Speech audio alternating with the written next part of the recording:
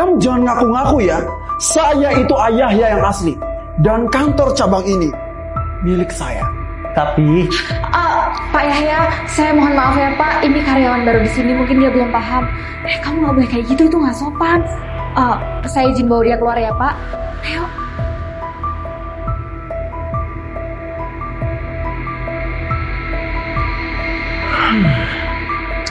Kamu lain kali jangan kayak gitu ya, itu nggak sopan.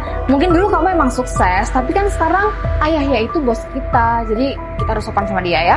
saya masih sukses kok sampai sekarang. Kerjain laporan keuangan dari awal cabang ini dibuka. Cabang itu udah buka 6 bulan.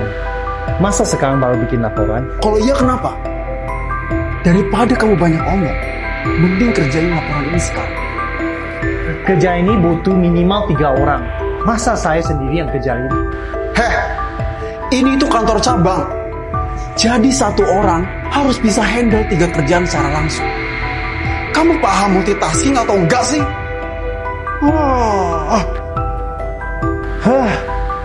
Udah, kamu tenang aja, nanti aku bantuin kok. Boleh, makasih ya. HP-ku! Lagian, kalian itu niat kerja apa liburan? Hah? Pak, Bapak kok nyiram HP dari karyawan baru ini? Kasihan loh Pak, HP-nya nanti rusak. Ingat ya, saya yang ayahnya. Kamu itu harusnya nurut sama saya. Baik Pak. Sekarang kamu pergi dan kamu kerjain kerjaan kamu. Kamu pergi.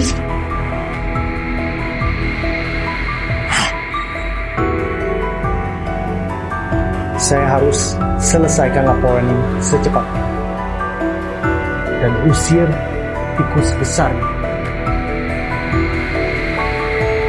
Dasar pegawai korup. Maksud kamu apa? Saya itu ayahnya, bukan pegawai biasa. Jangan sok nggak tahu. Semua kebusukan kamu didokumentasi.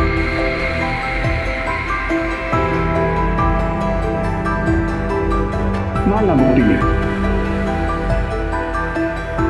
Gak ada tuh. Kamu jangan pernah nipu ya. Saya itu ayahnya yang asli. CEO PT Mencari Cinta. Kamu itu ayahnya yang palsu. Dan dia itu ayahnya yang asli. Bapak tenang saja ya Pak. Semua bukti korupsi dari Romi sudah aman tersimpan di sini. Tunggu, bagaimana kamu bisa tahu saya ayahnya yang asli? Dan dari mana kamu dapat data korupsi tentang ayahnya gadungan ini? Itu semua karena sebenarnya mukanya Pak Yahya itu kayak gimana sih? Aku jadi penasaran. Selama ini kan dia selalu di luar negeri. Dan semua pekerjaan kantor itu selalu dilimpahin ke Bu Lili, sekretaris dari kantor pusat. Aku harus cari tahu sih.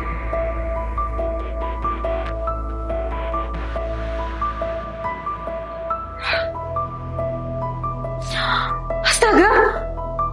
Jadi orang yang tadi tuh beneran Pak Yahya? Oh, pantas saja CEO yang baru itu jauh banget dari perkataannya Bu Lili. Kalau Pak Yahya itu aslinya baik dan juga suka menolong. Ternyata dia tuh KW. Jadi begitu Pak ceritanya. Bapak tenang saja karena saya sudah mencari tahu dan meneliti dengan benar tentang korupsi Romi. Itu karena saya adalah auditor PT suruhan dari sekretaris Pak Yahya. Good job. Terima kasih sudah selamatkan saya dan PT saya dari ayahnya gadungan ini.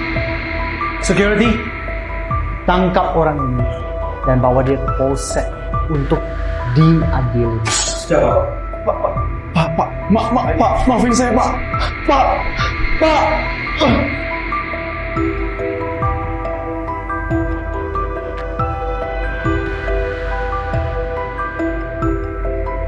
Dek, ngapain kamu ngai sampah? Ini Kak, saya lagi ngumpulin uang. Makanya saya nyari barang-barang bekas buat nanti dijual. Di mana orang tuamu? Orang tua saya udah nggak ada. Terus kamu butuh uangnya buat apa? Buat bayar biaya sekolah Kak. Soalnya kan sebentar lagi saya mau ujian nasional. Dan kalau semisal saya nggak mampu bayar, saya nggak dibolehin buat ikut ujian nasional.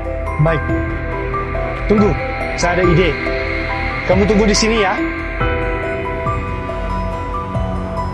Ini buat apa Kak? Ini bisnis barumu. Terus sampai kapan ya saya harus jualan ini? Sampai kamu bisa mengumpulkan uangmu dan buka bisnis yang baru. Selamat sukses.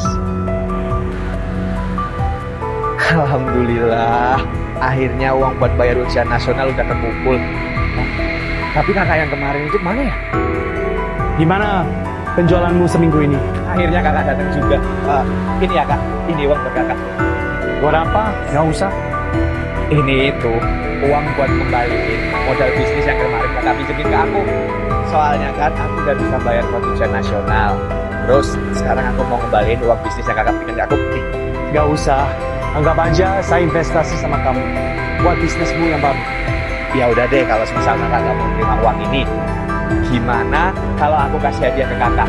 Anggap aja itu kenang-kenangan dari aku buat kakaknya. Oke. Ya udah, ayo. Gimana Mika? Apakah rumah saya dan aset saya sudah dijual? Sudah Pak. Maaf sebelumnya Pak. Kenapa Pak Yahya tidak mem-PHK sebagian karyawan saja? Dengan begitu kan Bapak tidak perlu menjual seluruh aset dan harta Bapak hanya untuk menutupi gaji karyawan. Meskipun perusahaan kita sudah hampir bangkrut, tapi kita nggak bisa PHK mereka. Karena tempat sini adalah tempat satu-satunya yang mereka cari nafkah untuk keluarganya. Berarti kita tetap harus menunggu seseorang untuk mengakuisisi perusahaan ini ya Pak? Iya. Walaupun aku harus meninggalkan jabatan saya sebagai CEO. Saya baru ingat Pak, kalau ada seseorang yang ingin bertemu dengan Bapak, dengar-dengar dia itu CEO dari Mantap Group yang akan mengakuisisi perusahaan ini. Ya, suruh mereka masuk. Baik Pak.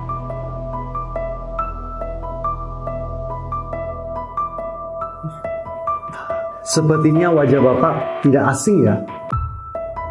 Apakah kita pernah ketemu? Pak Yahya lupa. Bapak adalah orang pertama yang berinvestasi pada saya. Investor? Maaf, sepertinya salah paham. Saya nggak pernah investasi di tempat Bapak. Oh, kamu anak SMA yang dulu kan? Ternyata kamu udah sukses. Mantap. Saya bisa sukses seperti ini. Itu semua karena Pak Yahya. Ilmu yang Bapak berikan itu sangat berharga. Dan bahkan sampai sekarang, saya masih memakai ilmu itu. Saya berencana untuk mengakuisisi perusahaan Pak Yahya. Tapi saya tetap mau Pak Yahya yang menjabat sebagai CEO. Terima kasih Pak. Tapi, kalau Bapak mengakuisisi perusahaan saya, Bapak harus tanggung jawab dengan hutang-hutangnya. Bagi saya itu tidak masalah. Yang paling penting sekarang, saya bisa membalas budi apa yang telah Pak Yahya berikan zaman dulu. Karena tanpa yang diberikan Pak Yahya, saya tidak mungkin bisa sukses. Deal. Terima kasih.